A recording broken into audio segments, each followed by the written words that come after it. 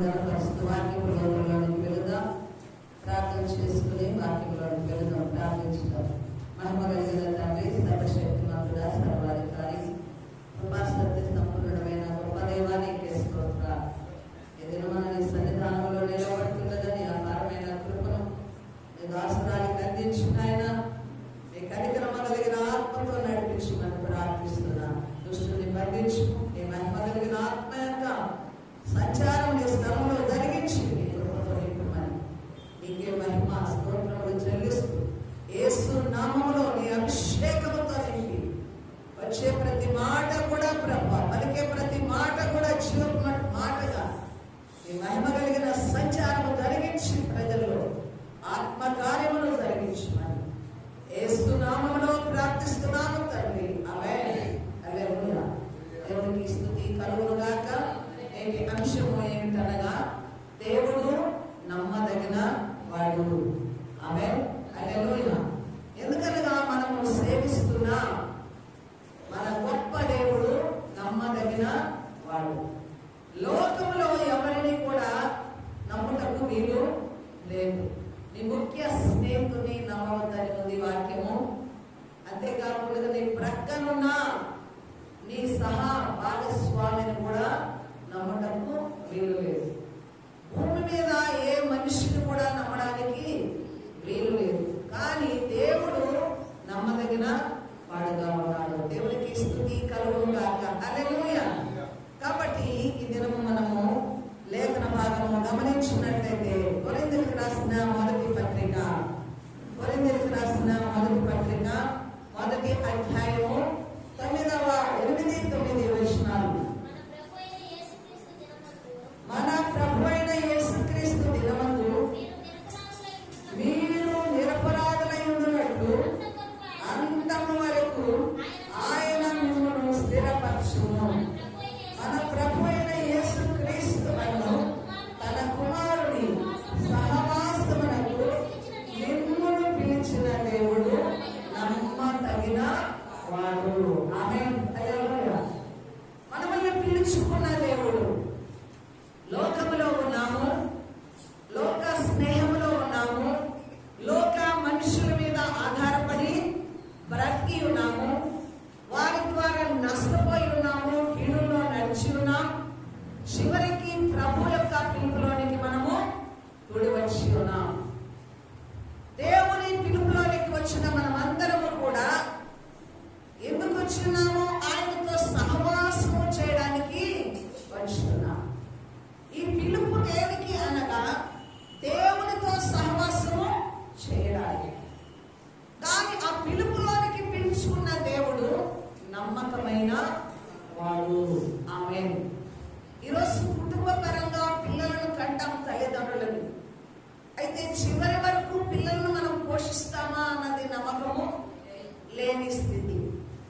భార్య భర్తల యొక్క చేతులు ప్రారంభంలో ఒకరి చేతులు ఒకరికి వేసుకునే ప్రమాణాలతో కూడిన పెళ్లి కార్యము జరుగుతుంది. అయితే అంతము వరకు ఒకరినొకరు కలిసి నమ్మకంగా జీవిస్తారా అన్నది నమ్మదగిన సత్యము కాదు.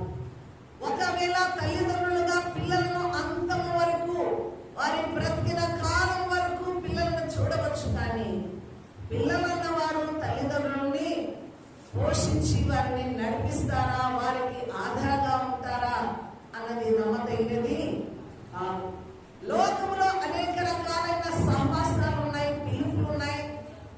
కానీ కుటుంబ పరంగా ఆ సహవాసము కలిగి ఉంటున్నాము. కానీ ఏది నమ్మదగినది కాదు. ఇలాంటి లోకంలో నుండి ప్రభు అయిన యేసు నిన్ను పిలుచుకున్నాడు.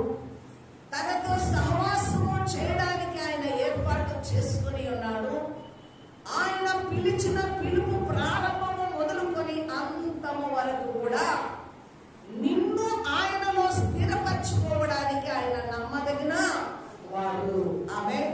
హల్లెలూయా. అందుకే పై వచ్చిన మనము 8వ వచనం చదువుతాము. మన ప్రభు అయిన యేసుక్రీస్తు దినమందు. ఆమేన్. ఎప్పుడు ఆ దినము? యేసుక్రీస్తు దినము ఎప్పుడు? ఆయన ప్రత్యక్షతను గురించి గత వారాలలో మనం తెలుసుకున్నాం. ఆ ప్రత్యక్షత ఆ దినమందు మనము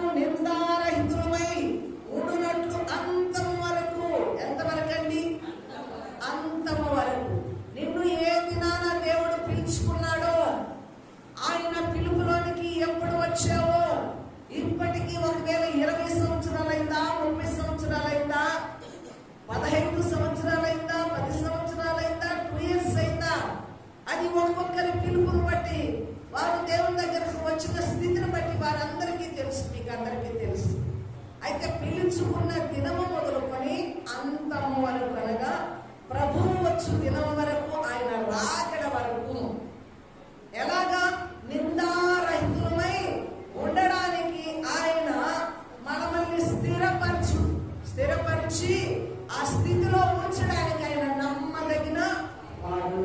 ఆమేన్, హల్లెలూయా. ఈ విషయంలో ఎవ్వరు కూడా సందేహపడవలసిన అవసరం లేదు. ఈ విషయంలో ఎవ్వరు కూడా భయపడాల్సిన అవసరము లేదు. అయ్యో, మరి దేవునితో మేము సహవాసంలోకి వచ్చాము, పిలుపులోనికి వచ్చాము, అంతవరకు సాగుతామా, నిలబడమా, ఇవన్నీ ఆ అనుమానంతో కూడిన పరిస్థితులలో ఉండడానికి వీలు లేదు సంఘం, విశ్వాసం. ఎందుకనగా పిలుచుకున్నవాడు నమ్మదగిన దేవుడు. హల్లెలూయా. దేవుడు నమ్మదగిన వాడు కనుక అంతము వరకు కూడా నిన్ను స్థిరపరిచి ఆ దినమందు ఏం చేస్తాడంట? ఆ వచనం చదవండి. కొరింథీ రాసిన పత్రిక 1వ అధ్యాయం 9వ వచనం. అను తన కుమారుడి సహవాసమునకు మిమ్మును పిలిచిన దేవుడు నమ్మదగిన దేవుడు. ఆమేన్, హల్లెలూయా. దేవునిపై నమ్మకము ఉండాలా? ప్రశ్న. ఉండాలా? ఎందుకు ఉండాలి? నమ్మకం ఎందుకు ఉండాలి? విశ్వాసులకి దేవుని పైన నమ్మకం ఎందుకు ఉండాలి?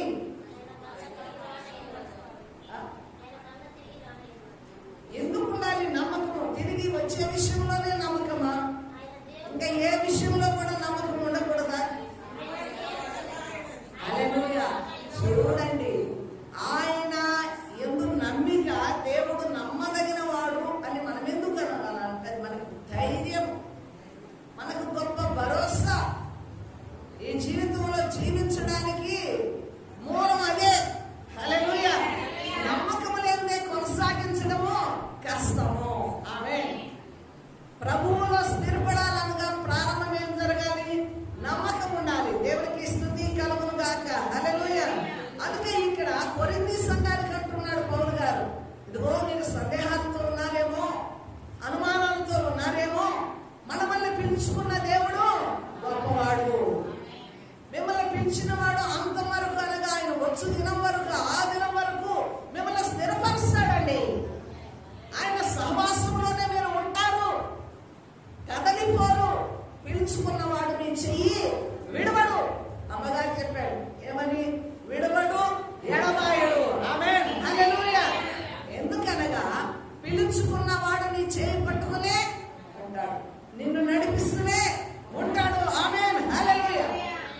అంటే సహవాసము చేసే వారికి ఏం తెలియాలనగా, పిలుపులోనికి వచ్చిన వారికి ఏం తెలియాలనగా, పిలుపులోని శ్రేష్టత అర్థం కావాలి, పిలుపులోని విలువ అర్థం కావాలి, పిలుపులోని భద్రత అర్థం కావాలి, దేవుని యొక్క నమ్మకత్వం మనకు అర్థం కావాలి. హల్లెలూయా. దేవునికి స్తుతి కలుగును గాక. మనము ఎంతగా పిలుచుకున్నామో పిలుపులోని శ్రేష్టత, భద్రత, దేవుని యొక్క నమ్మకత్వం తెలిసినప్పుడే మనము స్థిరముగా ఉంటాము. ఆమేన్, హల్లెలూయా. ఈరోజు మన పిలుపు శ్రేష్టమైనది, దేవుని యొక్క సహవాసము శ్రేష్టమైనది. హల్లెలూయా. ఈ సహవాసము భద్రతతో కూడింది.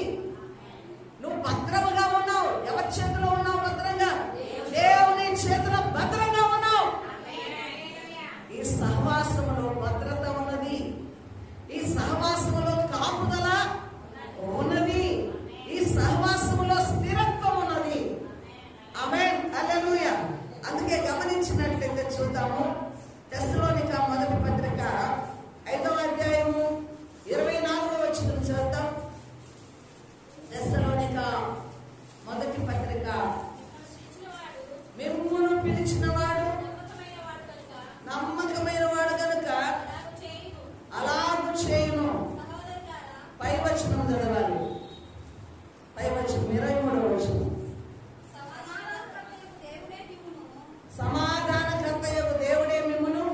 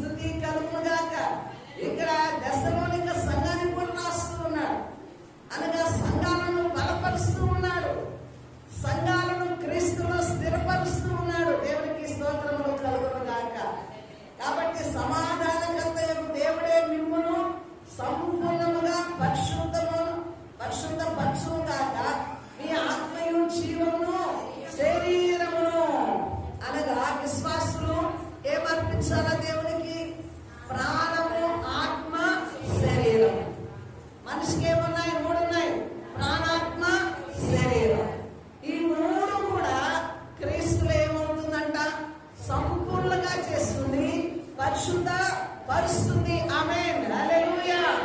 ఎందుకనగా ప్రాణాత్మ శరీరము దేవుని ఎదుట ఎలా ఉండాలా?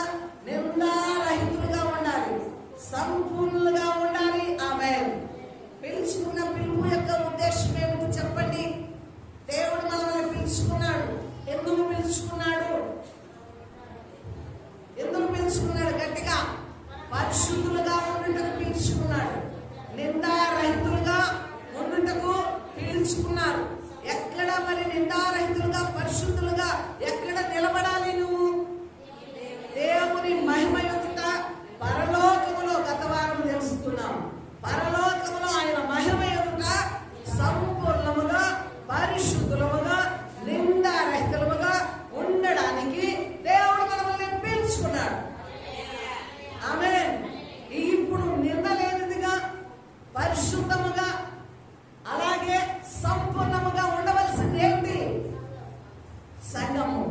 సంఘములో మనము నేను ఎలా ఉండాలా? ప్రాణము, ఆత్మ, శరీరం. ఆమేన్. ఈ మూడు కూడా ఎలా ఉండాలా? పరిశుద్ధంగా ఉండాలా, నిందారహితంగా ఉండాలా, సంపూర్ణముగా ఉండాలి. మనిషిలో ఉన్న ప్రాణాత్మ శరీరము దేవునికి అప్పగించాలి. దేవునికి స్తోత్రాలు. కాబట్టి పిలుపులోనికి వచ్చిన మనల్ని దేవుడు స్థిరపరుస్తాడు. ఏ విషయంలో స్థిరపరుస్తాడు అనగా చెప్పాలి, పరిశుద్ధతలో, నిందారహితంగా, సంపూర్ణులుగా. ఎందుకని? క్రీస్తు సంపూర్ణుడు, క్రీస్తు పరిపూర్ణుడు. ఆయన పిలుపులోనికి వచ్చిన మనము కూడా పరిపూర్ణముగాను, నిందారహితముగాను, సంపూర్ణముగాను ఆ దినమందు ఆ ప్రత్యక్షతలో ఆయన యందు ఆయన ఎదుట నిలవబడడానికి ఆయన పిలుచుకున్నాడు. ఆ పిలుపులో ఆయన నమ్మదగిన వాడుగా మనల్ని కాపాడువాడై ఉన్నాడు. దేవునికి స్తోత్రములు కలుగునుగాక. అందుకే చూడండి, సంపూర్ణముగాను ఉండునట్లు కాపాడునుగాక. ఆమేన్.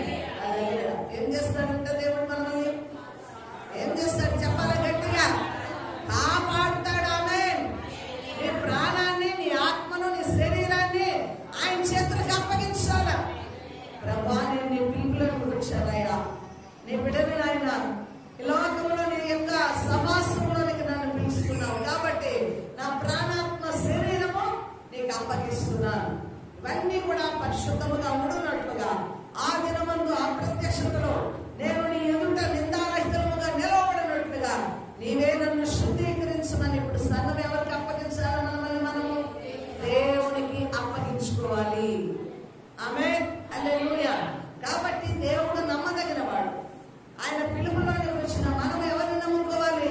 దేవుని నమ్ముకోవాలి. అందుకే చాలా మంది ఓడిపోతున్నారు. ఎందుకు ఓడిపోతున్నారు?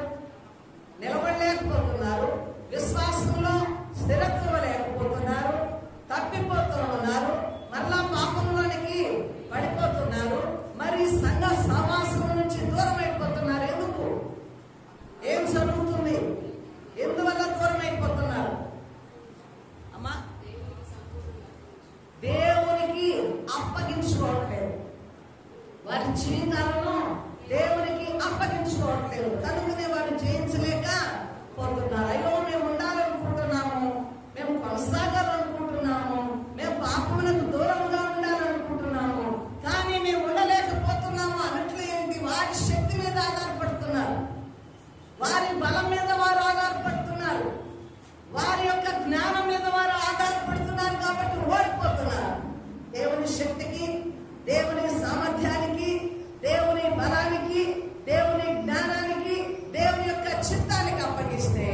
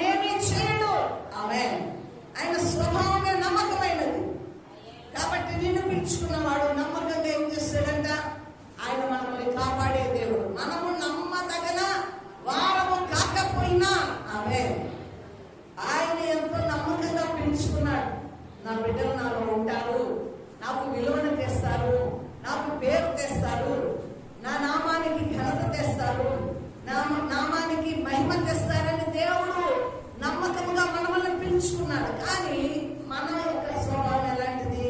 నమ్మదగినది కాదు.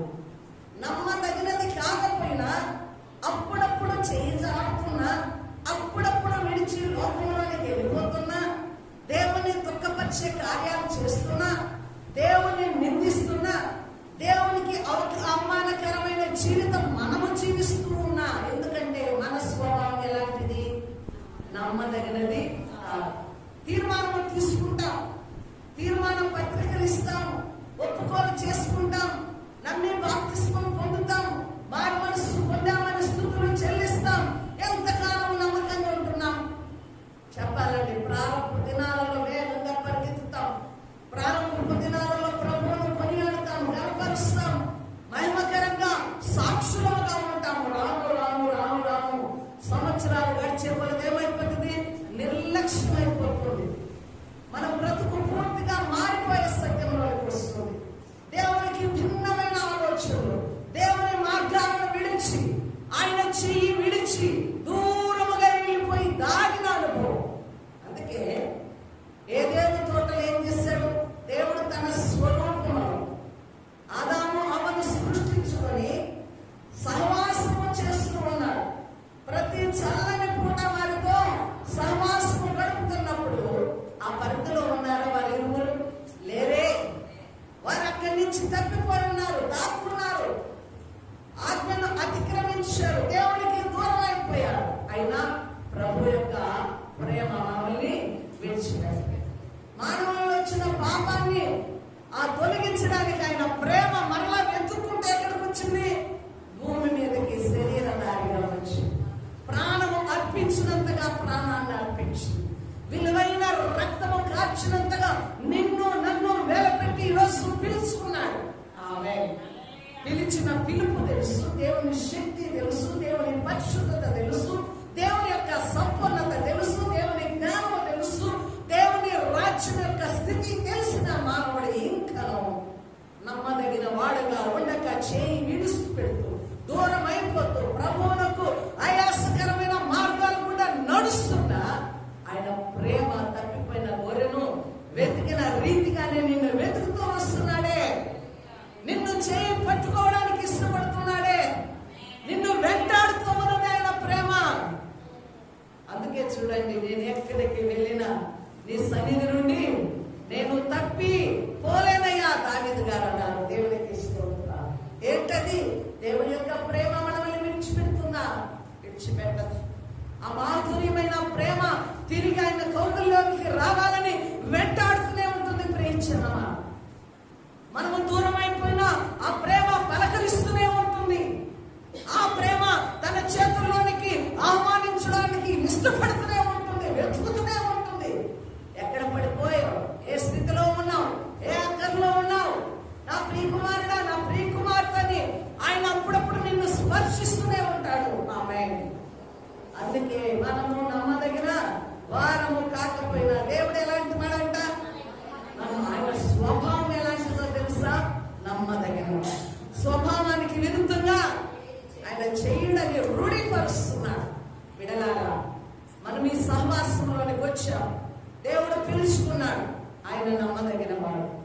ఆమేన్. హల్లెలూయా. కొన్ని మార్లు సేవలో చాలా దుఃఖము కలిగినప్పుడు, బాధ కలిగినప్పుడు, ఒక దినాన్ని నేను అలాగే ఏడుస్తూ కింద కూర్చుని, ఏంటి ప్రభు నాకు ఈ సమస్యలేంటి, మరి సేవాపరంగా ఎందుకు నాకు ఈ ఒడిదుడుకులని కన్నీరు కారుస్తున్నప్పుడు, నువ్వు వెళ్ళు వంటగదిలేక అన్నాడు. ఆమె వంటగదిలో ఏముంటుంది నా ప్రభు అనుకున్నాను. గబగబా వచ్చి వంటగది డోర్ తెరిచాడు. అక్కడన్నీ కూడా జీసస్ కాల్స్ బుక్స్ అన్ని ఒక మూట కట్టి అక్కడ పెట్టున్నాను వంటగదిలో. నువ్వు ఆ మూట విప్పన్నాడు. ఆమె మూట విప్పిన తర్వాత ఫస్ట్ ఒక బుక్ తీసుకున్నా. ఆమె గబగబ పెరుగుతుకుంటూ వెళ్ళి కింద సోఫాలో కూర్చొని తీశాను. ఆమె నిన్ను పిలిచిన వాడు నమ్మదగిన వాడిని. ఆమేన్. హల్లెలూయా, హల్లెలూయా. మన ధైర్యం ఏమిటో తెలుసా? ఏంటి మన ధైర్యం? చెప్పాలా? ఏంటి మన ధైర్యం? ఆయన పిలుపు ధైర్యము. ఆమేన్. మనుషులు విడిచిపెట్టవచ్చు, మనుషులు మోసగించవచ్చు, మనుషులు దూరం అయిపోవచ్చు, మనుషుల యొక్క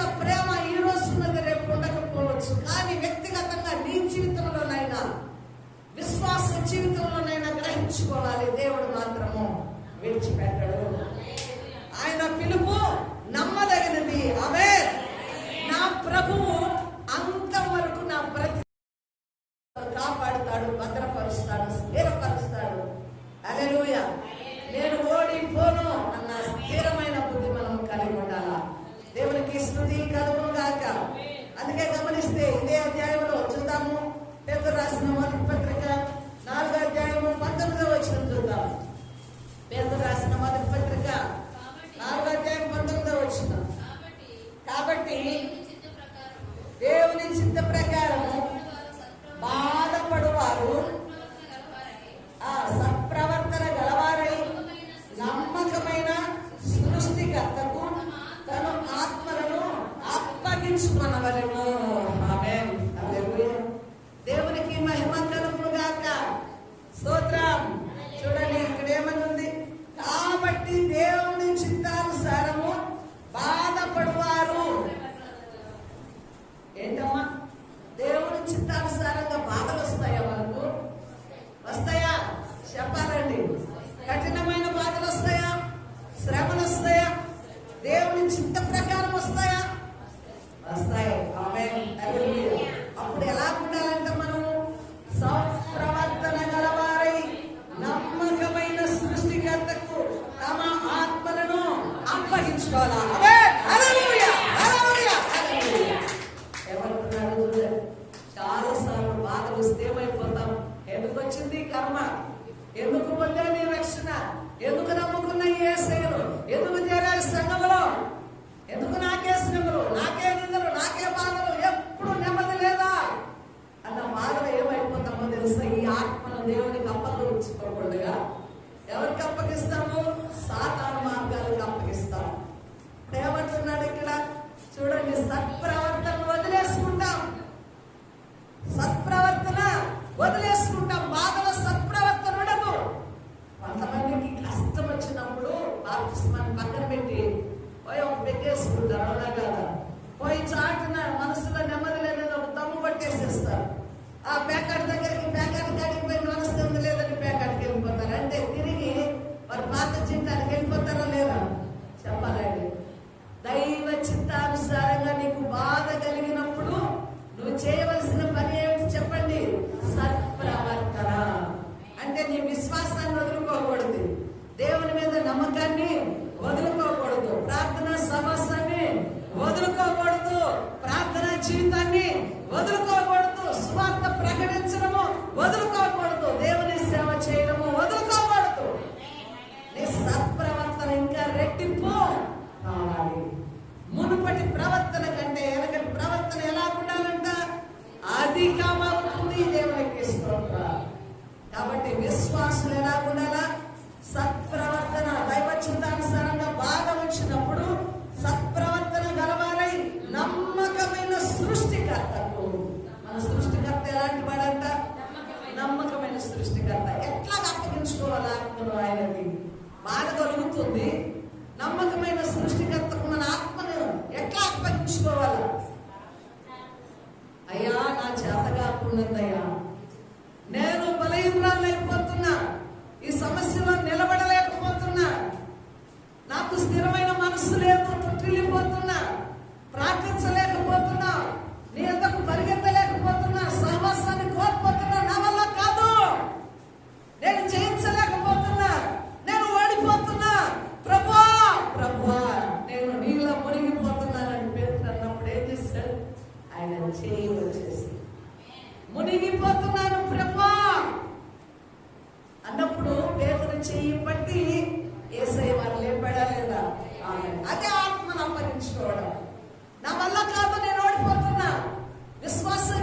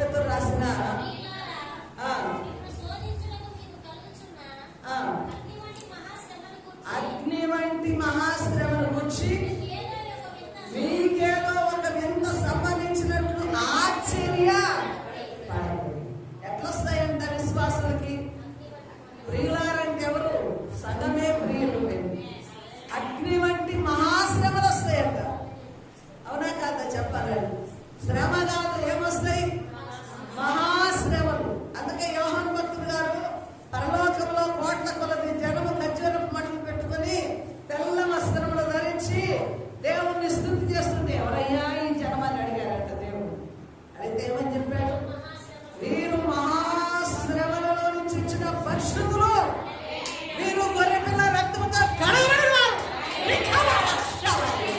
హల్లెలూయా, హల్లెలూయా. ఎవరండి వారు?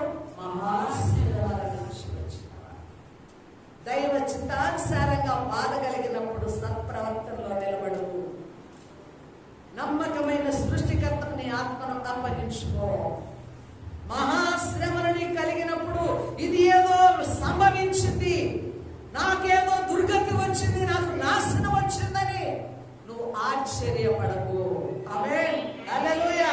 కాబట్టి క్రీస్తు మహిమ బయలుపరచబడినప్పుడు మీరు మహాదానందముతో సంతోషించు నిమిత్తము క్రీస్తు శ్రమలలో మీరు పారివారై ఉన్నంతగా సంతోషించుడి. ఆమేన్. నీకు మహాశ్రమలు వచ్చినప్పుడు ఏం చేయాలంట? సంతోషించాలి. ఎందుకు సంతోషించాలి? శ్రమలో సంతోషం వస్తుంది. అప్పుడురాలా శ్రమలో ఏమొస్తుంది? చీదడం వస్తుంది, అన్నం తినకుండా ఉండడం వస్తుంది, దుఃఖించడం వస్తుంది, బాధపడడం వస్తుంది, భర్త మీద గొడవ పడడం వస్తుంది, కుమారులను దూషించడం వస్తుంది, కుటుంబంలో అసమాధానం వస్తుంది. కానీ ఆనందిస్తామా? ఓ శ్రమ నీకు వచ్చినందుకు సంతోషము సంతోషము సంతోషము, నేను మహా ఆనందిస్తున్నానని ఎవరన్నంటే ఏమంటారు? మీరు పిచ్చి పడి తీసుకుపోయి క్లాస్ పెట్టలేదు. అయితే వాక్యం ఏమంటుంది చెప్పండి? నీకు మహాశ్రమలు వస్తే క్రీస్తు శ్రమలను నేను పారివారినవుతున్నాను. ఆమేన్, హల్లెలూయా. ఒకటే ఒక సింబల్ మనం. ఆ సింబల్ ఏంది? క్రీస్తు శ్రమ పొంది ఉన్నాడు. ఆమేన్. నువ్వు శ్రమ పొందాలి. ఆమేన్, హల్లెలూయా. గుర్తు ఏంటంటే క్రీస్తు శ్రమను పొంది మహిమ పొందాడు. సంఘము కూడా శ్రమను పడి మహిమ ద్వారా పొందబో మహిమ ద్వారా ఆనందించాలి. అందుకే చూడండి, సువార్త కష్టపడుతూ చెప్తారు, దెబ్బలు తింటూ చెప్తారు. ఒక్క ఆత్మ రక్షింపబడితే వారికి మహదానందం. ఆమెనే. అందుకే వారు కొరడాలతో పట్టించుకున్న సువార్త ఆపలేరు. దాడి జరిగిన ఇక్కడి నుంచి మళ్ళీ ఇంకొక స్థలానికి వెళ్ళి సువార్తను ప్రకటించడమే నేర్చుకున్నారు. ఎందుకని? ఒక ఆత్మ రక్షింపబడితే మాకంతే ఆనందం. ఈ దెబ్బలు 2 రోజులు నొప్పులు ఉంటాయి. ఈ దెబ్బలు అంటే వారి తిట్లు, వారి భూమి ఇదంతా కొంతకాలమే ఉంటుంది. కానీ పొందబో మహిమ ఎదుట మాకివి సులకన. ఆమె దేవునికి స్తోత్రములు కలుగునుగాక. ఆ కింద వచనం చదువుతాం, 15వ వచనం చదవండి. మీలో ఎవడును నరహంతకుడుగా గాని, దొంగగా గాని, దుర్మార్గుడుగా గాని, పరుల చోరికి పోవాడుగా గాని బాధ అనుభవింప తగదు. మన ముందు కింద వచనములో 19వ వచనములో దైవ చిత్తాను దేవుని చిత్త ప్రకారం బాధపడువారు చదువుకున్నాం. అంటే భూమి మీద 2 బాధలు వస్తాయి. మనిషికి 2 బాధలు వస్తాయి. ఏం బాధలు? దైవ చిత్తానుసారముగా కలిగే బాధ. అంటే దేవుని సేవ కొరకు, వెలుగులో నిలబడటం కొరకు, పరిశుద్ధతలో నడవడం కొరకు, ఈ లోకంలో నీతి న్యాయాలు కలిగి ఉండడం కొరకు ఒక బాధ వస్తుంది. దేవుడు మనల్ని శుద్ధులు చేయడానికి కొన్ని శోధనలు, పరీక్షలు, ఈ బాధలు వస్తాయి. కానీ మనం సొంతగా తెచ్చుకునే బాధలు ఉంటాయండి. ఇప్పుడు 15వ వచనంలో ఏంటి? నరహంతకులై బాధపడము. నరహంతకులై ఎక్కడికి పోతారు? జైలుకి వెళ్ళాడా? తుక్కురే గుర్తించుకుంటారు. అది ఎవడు పెట్టుకున్న బాధ? దైవ చిత్తానుసారమైన బాధ, లేకపోతే వాళ్ళకి తెచ్చుకున్న బాధ? చెప్పాలా? ఇంకొకటి చదవండి ఆ కింద. దుర్మార్గుడుగా దొంగ దొరికితే ఏమవుతుంది? శరీరం నాలుగు పట్టుబడుతుంది. అదే వాడు ఇంకా పోయిందాకా చంపిడిచి పెడతారు. ఒకటి దెబ్బేస్తే 10 మంది వచ్చి 10 దెబ్బలేస్తారు. దొంగ దొరికితే వాడి పని ఇంకా ఉంటుంది. దొంగతనం చేసినోడు, దుర్మార్గము చేసినోడు, నరహంత అంతకుడుగా మారినోడికి బాధ కలుగుతుంది. అలాగ బాధపడడం కాదు, అలాంటి శ్రమ కాదు. దైవ చిత్తానుసారముగా బాధను అనుభవిస్తున్నావా? ఆ సమయం అందు ఎలా ఉండాలంట? సత్ప్రవర్తన కలిగి ఉండాలి. ఆ శ్రమ, ఆ శోధనలు మనం ఏం గుర్తుకు తెచ్చుకోవాలా? ఏ శ్రమను గుర్తుకు రావాలా? ఎవరు గుర్తుకు రావాలంటే యేసయ్య కూడా శ్రమను అనుభవించి మహిమ పొందాడు. కాబట్టి ఆయన బిడ్డలముగా శ్రమను అనుభవిస్తూ రేపు రానున్న మహిమను చూస్తున్నాము కాబట్టి సంతోషించాలంట. సంతోషించండి, ఆనందించండి. మరలా చెప్పుదును, ప్రభువునందు ఆనందించుడి, ఆనందించుడి, ఆనందించుడి, ఎల్లప్పుడూ ఆనందించుడి, ఆనందించుడి. ఆమేన్. దేవునితో సంభాషణే వేరు. కాబట్టి మనం ఏమనుకుంటాము?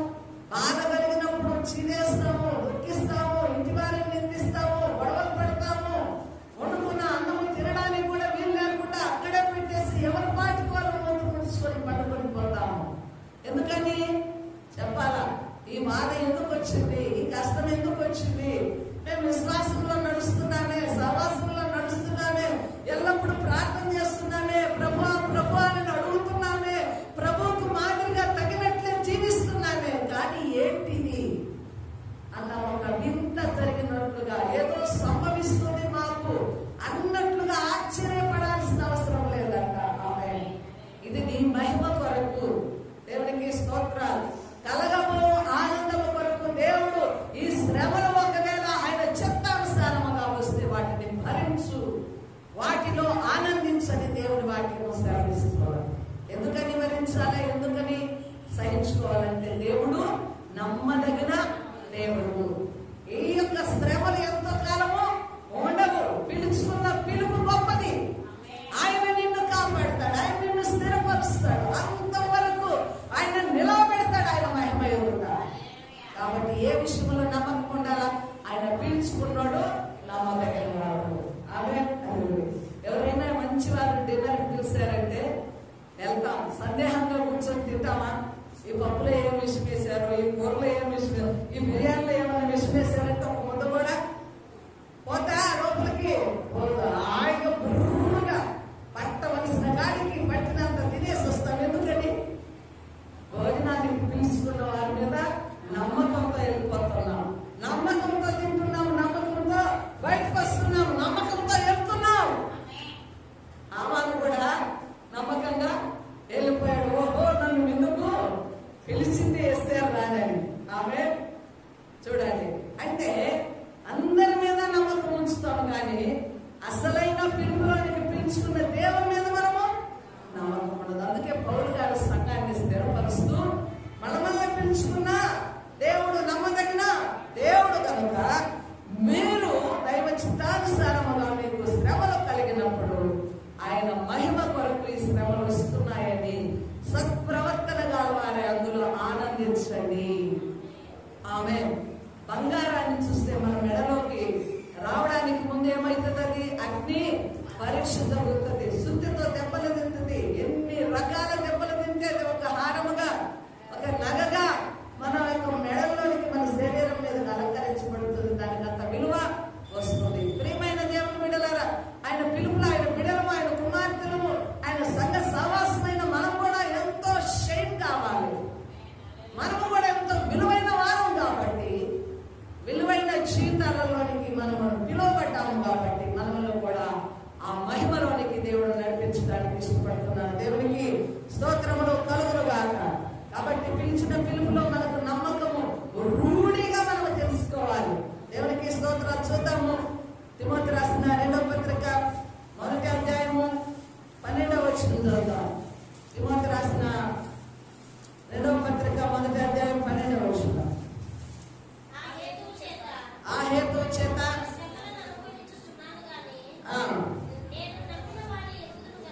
నేను నమ్మిన వారిని ఎరుగుదును గనుక సిగ్గుపడను.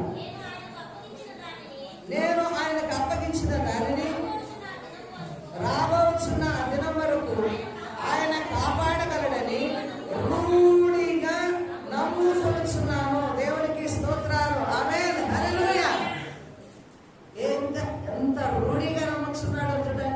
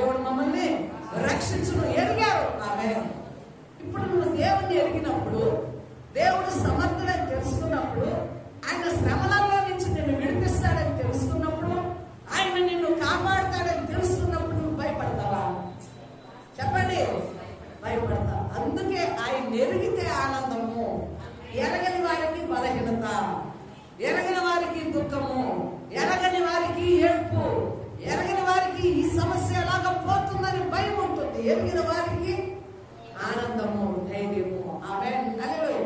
కాబట్టి ఈ శ్రమలను బట్టి, ఈ దెబ్బలను బట్టి, ఈ కొరడాలను బట్టి, ఈ నిందలను బట్టి, నాకు కలిగే ఈ శ్రమంతటిని బట్టి నేను సిగ్గు పడను. ఆమేన్, హల్లెలూయా. నాకు సిగ్గు లేదు, ఎందుకంటే నేను ఆయన కొరకు ఇవన్నీ భరిస్తూ ఉన్నాను. ఆమేన్, హల్లెలూయా. ఇవన్నీ ఆయన కొరకు నేను సహించుకుంటున్నాను. ఇవన్నీ దైవ చిత్తానుసారంగా జరుగుతున్నాయి కాబట్టి నేను సిగ్గు పడను. కాబట్టి ఆయన అంతవరకు నేను ఏదైతే అప్పగించానో దాన్ని ఆయన కాపాడుతాడని రూఢిగా. నమ్మకంలో రెండు ఉన్నాయి, అపనమ్మిక, రూఢిగా నమ్మడము. హల్లెలూయా. రూఢిగా నమ్మటం ఇంకా డౌట్ లేదు. అపనమ్మిక గొప్ప కార్యాలను చూడలేదు, రూఢిగా నమ్మినప్పుడు గొప్ప కార్యాలను చూడగలము. దేవునికి స్తుతి కలుగును గాక. హల్లెలూయా. కాబట్టి అందుకే నేను ఓర్చుకొనుచున్నాను. ఏం చేస్తున్నాడంట? ఓర్చుకుంటున్నాడు. దేవుని మహిమను మనం ఎరిగినప్పుడు ఏం చేస్తాము? ఓర్చుకుంటాము, తాలుకుంటాము, సహించుకుంటాము. దేవుడు ఖచ్చితంగా కొంతకాలమే ఇది, రేపు నాకు మంచి గొప్ప సమాధానం వస్తుంది, గొప్ప ఆనందం వస్తుంది, నా దేవుడు నన్ను గొప్పగా నడిపిస్తాడు, విడిపిస్తాడని ఆ యొక్క సంతోషం ద్వారా ఓర్పును కలిగి ఉంటాము. దేవుడికి స్తుతి కలుగును గాక. అలాగే చూద్దాం, కొరింథీయులకు రాసిన 2వ పత్రిక 6వ అధ్యాయం 3వ వచనం. కొరింథీ పత్రిక 2వ పత్రిక 6వ అధ్యాయము 3వ వచనం. మా పరిచర్య నిందింపబడకున్న నిమిత్తము ఏ విషయంలోనూ అభ్యంతరమేమీ కలుగ చేయక శ్రమల యందును, ఇబ్బందుల యందును, ఇరుకుల యందును, దెబ్బల యందును, సరసాలలోను, అల్లరులలోను, ప్రయాసములలోను, జాగారములలోను, ఉపవాసములలోను మిగుల ఓర్పు గలవారమై పవిత్రతను, జ్ఞానముతోను, దీర్ఘశాంతముతోను, దయతోను, పరిశుద్ధాత్మ వలనను, నిష్కపటమైన ప్రేమతో. ఆమేన్. దేవునికి స్తోత్రములు కలుగును గాక. హల్లెలూయా, హల్లెలూయా. దేవునికి స్తోత్రాలు. మా పరిచర్య నిందింపబడుతున్న నిమిత్తము. ఆమేన్. ఇవన్నీ ఏం చేస్తున్నారంట? ఓర్పు కలిగి ఉన్నారు. ఇరుకులు వచ్చినా, ఇబ్బందులు వచ్చినా, దెబ్బలు వచ్చినా, జాగారములు వచ్చినా, శరసాల్లో వేయబడినా, అపాయకరమైన సమస్యలు వచ్చినా, కీడులు వచ్చినా ఏం చేస్తున్నారంటే వారు ఓర్చుకొని ఉన్నారు. ఎందుకు? పరిచర్య నిందింపబడకుండా. పరిచర్య నిందింపబడకుండా, విశ్వాసము నిందింపబడకుండా. ఆమేన్. పౌలు గారు పరిచర్య నిందింపబడకూడదని, వచ్చాడప్ప పిలుపులోనికి, బోధించాడప్ప 4 రోజులు, చేసాడప్ప అద్భుత కార్యాలు. తర్వాత ఎక్కడ పోయాడు పౌలు గారు? ఎక్కడున్నాడు పౌలయ్య? ఎక్కడుంది పౌలయ్య సంఘము అని నిందల పాలు కాకుండడానికి ఏం చేశాడంట? సంఘము నిమిత్తము, క్రీస్తు రక్తముతో కట్టబడిన సంఘము నిమిత్తము ఓర్చుకొని, తాలుకొని, క్రీస్తు కొరకు ఇవన్నీ సహించుకున్నాడట. దేవునికి స్తోత్రం. పౌలు గారు సంఘము నిమిత్తము, పరిచర్య నిమిత్తం ఓర్చుకున్నప్పుడు విశ్వాసులు ఏం చేయాలి? ఎందుకు ఓర్చుకోవాలి? విశ్వాసులు కూడా మన విశ్వాసము నిందింపబడకుండా. ఆమేన్. నువ్వు శ్రమ కలిగినప్పుడు ఓడిపోయావంటే ఎందుకు వస్తుంది? నింద వస్తుంది. క్రీస్తును నమ్మింది కానీ నిలబడలేకపోయింది, కొంతకాలం వెంబడించింది కానీ ఏమైపోయింది? కొనసాగించుకోలేక పోయిందని. ఎక్కడొస్తుంది నింద? నీ విశ్వాస జీవితానికి వస్తుంది. నేను ప్రార్థన పరులు అంటుంది కానీ నిలబడలేకపోయిందని నీ విశ్వాస జీవితానికి నింద వస్తుంది. కాబట్టి నిందల పాలు కాకూడదు విశ్వాసము. సంఘ పరిచర్య నిందల పాలు కాకూడదు. ఆమేన్, హల్లెలూయా. కొనసాగించారప్ప, ప్రారంభించారు కానీ కొనసాగించలేకపోయారని నింద రాకూడదు. విశ్వాసులకైనా, పరిచర్య చేసే సేవకులకైనా దేవుడు పిలుపు నమ్మదగినది కనుక ఎలా ఉండాలి? మనం క్రీస్తు కొరకు ఓర్చుకోవాలి. ఓర్చుకుంటే కొంతకాలం నువ్వు ఓపిక పడితే అన్ని పరిస్థితులలో దేవుడు నీకు ఏమిస్తాడు? సంపూర్ణ సమాధానం, విజయం ఇస్తాడు. ఆమేన్. ఇంకా చూద్దాము. 2 కొరింథీయులకు రాసిన పత్రిక 4వ అధ్యాయము 17-18 వచనాలు చదువుతాం.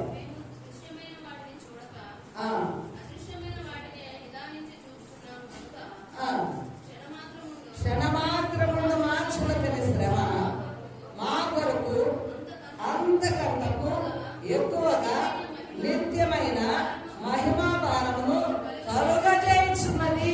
ఆమేన్. ఇక్కడ 2 ఉన్నాయి. శ్రమ ఏంటంట?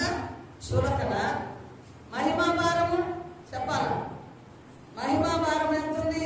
నిత్యమైన మహిమా భారము అంతకంతకు ఎక్కువగా. ఆమేన్. ఇప్పుడు త్రాసులో శ్రమ పెడదాము, మహిమను పెడదాము.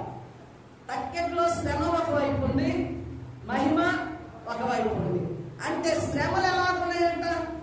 చులకన అంటే తేలిక అయిపోతున్నాయి. ఎప్పుడు తేలికైపోతాయి?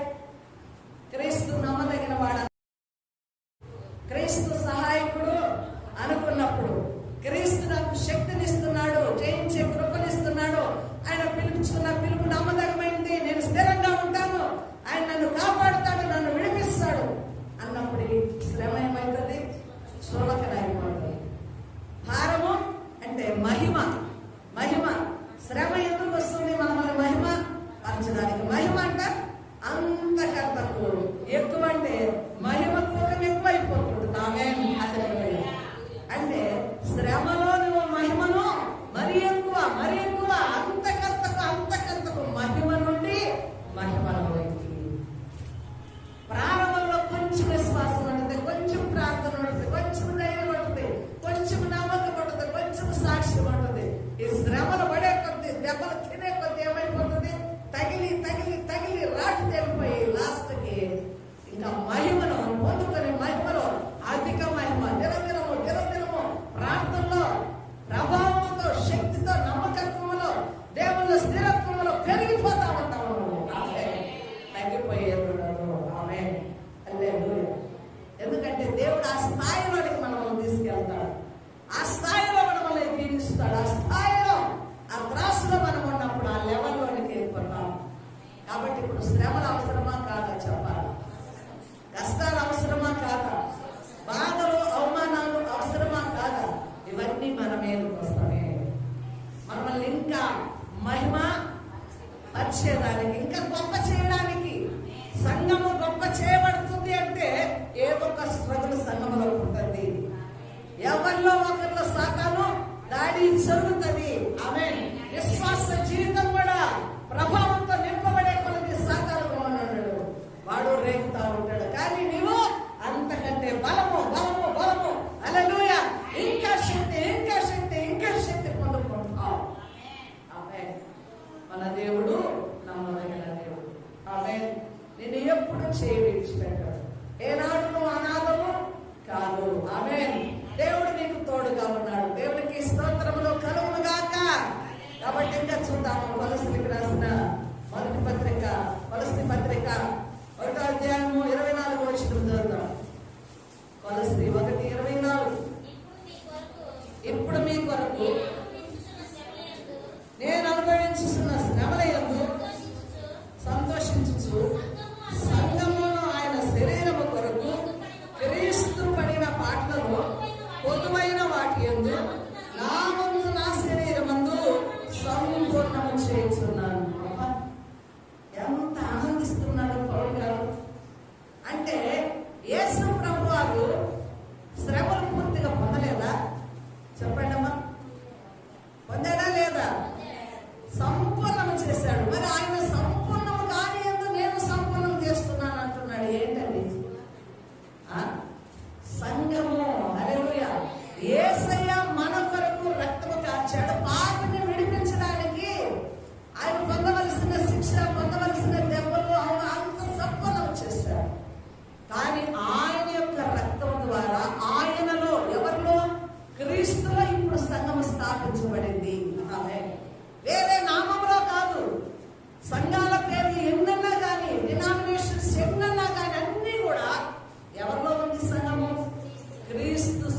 శరీరముగా సంఘం ఉంది. అంటే ఇప్పుడు సంఘము కొరకు, క్రీస్తు యొక్క శరీరమైన సంఘము కొరకు పౌలు గారి శరీరము అర్పిస్తున్నారు. పౌలు గారి శరీరము ప్రాణార్పణముగా పోయబడిందామే. అందుకే నేను వెచ్చులే వెళుతున్నాను, నన్ను బంధిస్తారు, శరసాలకు అప్పగిస్తారు, అయినా నేను ప్రాణార్పణముగా క్రీస్తు కొరకు పోయబడడానికి ఇష్టపడుతున్నాను. ఆమె అంటే సంఘము కొరకు కొరడా దెబ్బలు కొట్టించుకోవడానికి పౌలు గారు ఇష్టపడ్డాడు. ఆయన జాగారములు ఉండడానికి, ఉపవాసములు ఉండడానికి, కన్నీరు విడవడానికి ఆయన శరీరాన్ని అర్పించుకున్నాడండి. ఈనాడు దైవ చిత్తానుసారముగా మనం శ్రమను అనుభవిస్తున్నామా?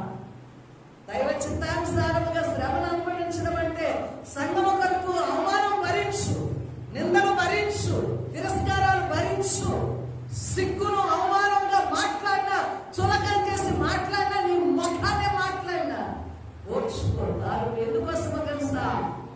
ఎందుకోసము? ఆయన శరీరమైన సంఘము కోసం, ఆ పిలుపు కోసము. దేవుడు నిన్ను పిలుచుకున్నాడు కాబట్టి ఆ పిలుపులో నువ్వు చేయవలసిన పని కంప్లీట్ అయ్యేంత వరకు నీ శరీరాన్ని, నీ ప్రాణమును, నీ ఆత్మను, నీ శరీరాన్ని దేవుడికి అప్పగించుకోవాలి. అందు నిమిత్తము శ్రమ పడడానికైనా ఇష్టపడు దేవునికి స్తోత్రాలు. అందుకే ప్రభువు చేయలేని సంపూర్ణత సంఘము కొరకు నా శరీరమందు నేను ప్రభు కొరకు నా శరీరమును అప్పగించుకుంటున్నాను. ఆమె త్యాగముగా మారిపోయాడు పౌలు గారు. ఈనాడు క్రైస్తవ జీవితం కూడా, సేవా జీవితం కూడా, విశ్వాస జీవితం కూడా ఈ పిలుపులో త్యాగం ఉండాలా? ఆమె త్యాగము లేనిదే మనము నిందారహితులముగా, పరిశుద్ధులముగా, అలాగే సంపూర్ణముగా కాలేము. కాబట్టి దేవుడు మనల్ని పిలుచుకున్నాడు. ఎందుకు పిలుచుకున్నాడు? ఎందుకు పిలుచుకున్నాడు? పరిశుద్ధత కొరకు పిలుచుకున్నాడు, నిందారహితులుగా ఉండడానికి పిలుచుకున్నాడు, సంపూర్ణంగా చేయబడడానికి. ఆయన పిలుచుకున్నవాడు నమ్మదగిన వాడు. ఆదిల వరకు, అంతవరకు నిన్ను స్థిరపరిచి నిన్ను కాపాడగలడు, అంతవరకు నిన్ను సంపూర్ణంగా నిలబెట్టగలడు. కాబట్టి దేవుని మనము నమ్మకంతో మనము కొనసాగవలసిన వారమై ఉన్నాము. దేవునికి స్తోత్రాలు. మరి సంఘము కొరకు పౌలు గారు శ్రమను అనుభవిస్తూ ఉండగా విశ్వాసులమైన మనము కూడా ఏం చేయాలమ్మా? చెప్పాలా? శ్రమలను అనుభవించాలి. శ్రమ లేనిదే ఫలము లేదు.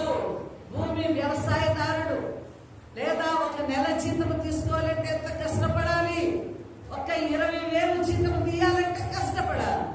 ఒక ఎకరా పొలం యొక్క పంట తీయాలంటే కష్టపడాలి. దేవుని సేవ నిమిత్తమైన, విశ్వాసం యొక్క ఫలితం నిమిత్తమైన ప్రతి వ్యక్తి ఏం చేయాలా? శ్రమల గుండా నడవాలి. మహాశ్రమల గుండా మనం నడుస్తున్నప్పుడు అది మహాదానందమని ఓర్చుకోవాలి. ఆమె ప్రభువు మనల్ని నమ్మకమైన వాడిగా పిలుచుకొని ఉన్నాడు. ఆయన స్వభావానికి విరుద్ధముగా ఏమీ చేయడు. నిన్నెప్పుడు ఆయన విడిచిపెట్టాడు. మనము నమ్మదగన వారము కాకపోయినా, మనం విడిచిపెట్టబడిన దేవుని చేతిలో నుంచి మనం జారిపోయినా, దూరమైపోయినా, మరలా మొదటి ప్రేమతో ఆయన మనల్ని ఏం చేస్తున్నాడు తెలుసా? ఆయన కలుగుకొని పిలుచుకుంటున్నారు. ఈ జన్మాదేవునికి స్తోత్రములు కలుగుగా. నేటి వాక్యం ద్వారా ఏం తెలుసుకున్నాం? మనము పిలుచుకున్న పిలుపులో మనము కూడా స్థిరత్వము కలిగి ఉండాలి. పిలుపు యొక్క శ్రేష్టత లేనిదే ఏ పని చేయలేదు. ఇప్పుడు దేవుడు నన్ను కూడా అర్హత లేని నన్ను సేవకు పిలుచుకున్నాడు. ఈ సేవ యొక్క శ్రేష్టత, ఈ సేవ యొక్క మహిమ, ఈ సేవ యొక్క విలువ, దేవుని యొక్క త్యాగాన్ని నేను గుర్తిస్తేనే ఆ సేవలో నిలకడగా ఉండి అంతవరకు ఆ యొక్క భారముతో సేవను జరిగించగలం. అలాగే పిలుచుకున్న పిలుపుని తెలుసుకున్న విశ్వాసులు మాత్రమే విశ్వాసములో అంతవరకు నిలబడగలరు. కాబట్టి దేవుని పిలుపుతో విలువైనది, శ్రేష్టమైనది, భద్రమైనది. ఆయన మనకు సహాయకుడిగా ఉండి అంతవరకు మనల్ని నిలబెట్టి స్థిరపరిచి కాపాడే దేవుడై ఉన్నాడు. కనుక ఈ దినముల వాక్యం ద్వారా నీవు ఏ బాధలో, ఏ కష్టంలో ఈ స్థలంలోనికి వచ్చాయో, నాకే ఈ కష్టాలా, నాకే ఈ బాధగా, నాకే ఈ నిందగా, నేను ఒంటరి పోరాడవలసిందేనా, నాకు కేవలము ప్రార్థన సపోర్ట్ కానీ, ఒక మనిషికి ధైర్యం చేసే సపోర్ట్ కానీ ఏమీ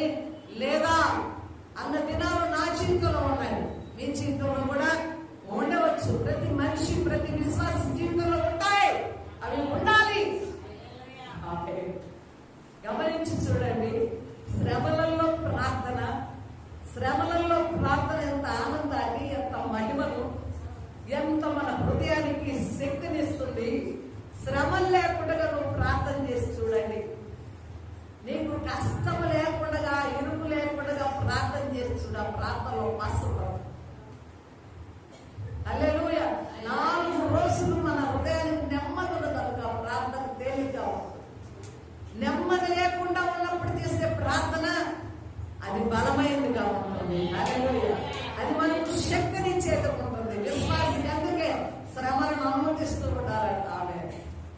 అందుకే విశ్వాసుడు దేవుడు పరోరథ అశ్వములతో పోల్చాడు. పరోరాజు యొక్క అశ్వాలు ఎలా ఉంటాయంట? వేగంగా ఉంటాయి. అవి యుద్ధం వస్తున్నప్పుడంట యుద్ధ ధ్వని, ఆ శబ్దాలు విన్నప్పుడు కాలు దువ్వుతాయంట యుద్ధానికి. హల్లెలూయా. కాలు దువ్వి రెడీగా ఉంటది యుద్ధానికి. ఐఎమ్ రెడీ అని.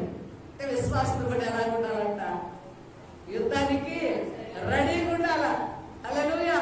యుద్ధ శబ్దాలు, శ్రమల శబ్దాలు ఎదురైనప్పుడు ఒక మూల కూర్చొని ఏడ్చుకుంటా ఉండడం కాదు. I'm ready. హల్లెలూయా. దావీదు బలవంతుడయ్యాడు, గొల్యాతును ఓడించాడు. దేంతో? యుద్ధం యెహోవాది, నేను కాదు. హల్లెలూయా.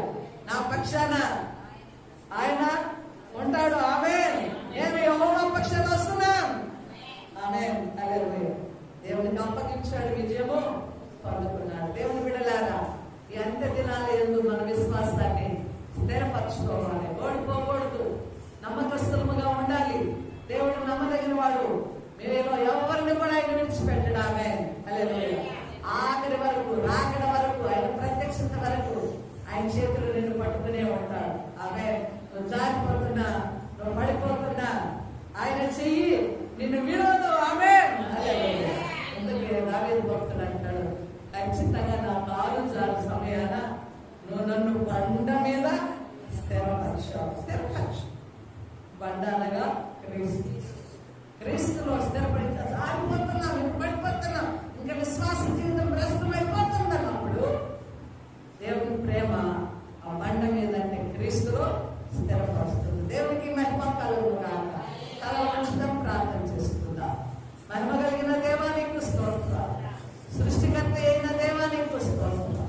నమ్మదగిన తండ్రి నీకు స్తోత్రాలు. గనుడమైన దేవానికి స్తోత్రాలు. అయ్యా, నీ పిలుపు చాలా నమ్మకమైనది ప్రభు. ఏమో లోకంలో ఎన్ని శ్రమలు వచ్చినాయి, ఎన్ని బాధలు వచ్చినాయి, ఎన్ని నిందలు వచ్చినాయి, ఎన్ని అవమానములు మాకు ఎదురొచ్చిన, దుష్టుడు ఎంత పరిగెత్తించినా నేను ప్రేమ పడుతుంది. మమ్మల్ని మీరు స్థిరపరుస్తారు. అంతం వరకు మీరు నాయన మాకు కలిగిన దాన్ని కాపాడుతారని మేము రూఢిగా నమ్ముచున్నాం. నిన్ను మేము ఎరిగి ఉన్నాము దేవా. ఇప్పుడు కలిగే ఈ చులకర శ్రమలు అంతకంతకు మహిమ భారాన్ని మా ముందు ఉంచుతున్నందుకు స్తోత్రాలు. ఆ రానున్న మహిమను బట్టి స్తోత్రాలు. ఆ రానున్న రాజ్యాన్ని బట్టి స్తోత్రాలు. ఆ ప్రత్యక్షతను బట్టి స్తోత్రాలు. ప్రభా, మేము నీ సన్నిధానంలో నిందారహితులముగా, పరిశుద్ధులముగా, సంపూర్ణముగా నిలవబెట్టే గొప్ప దేవుడు తండ్రి నీకు స్తోత్రాలు. సంఘాన్నంతా పరిస్థితుల్లో నిలవబెట్టమని మీరు కాపాడి భద్రపరచమని, నిత్యమైన కృప బిడ్డలందరికీ దయచేయమని, ఓడిపోని విశ్వాసమును అంతవరకు కాపాడుకోగలిగిన కృపను మీరు స్థిరపరచుదురుగాక. ఈ దాసురాలైన నన్ను కూడా బలపరచు. ఏ విషయంలో కూడా తప్పిపోకుండా, మానవులమైన మేము జారిపోకుండా నీకు నైనా మా ఆత్మలను అప్పగిస్తున్నాను. మా ప్రాణాత్మ శరీరం నీ చేతులకు అప్పగిస్తుండగా మీరే మమ్మల్ని స్థిరపరిచి బలపరిచి